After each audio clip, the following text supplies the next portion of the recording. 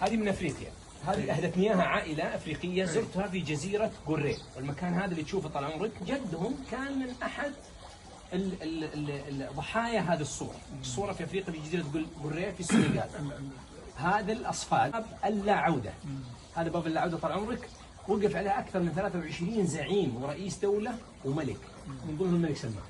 عجيب. الله يحفظه، وقفت الباب هذا. جوهانسبرغ ولا وين؟ نو في جزيره الشرف لي باخذها معي. الله يسلمك. باخذ معلوماتك. الله يطول عمرك يجزاك خير، شرف لي. ليش ما تكتب عليها داعي هنا؟ ابشر. طول العمر خف يدك. ابشر طال عمرك. بس باخذ من النسخه اول. ابشر. انا كلي لك الله يسلمك. البعض وبني مركز، بنت مركز راح السنغال. صحيح. بنت مركز كبير مؤتمرات باسم الملك فهد. واوتيل وفندق كبير. وانا ما زرت السنغال مع طول عمري، زرت السنغال في مؤتمر. صحيح. وكانوا السنغاليين لا يزالوا يتذكرون موقف المملكه. صحيح. وطول عمر الملك سلمان الله يسلمه كان له دور كبير ايضا في المملكه في قضيه العبوديه وقضيه الامور هذه.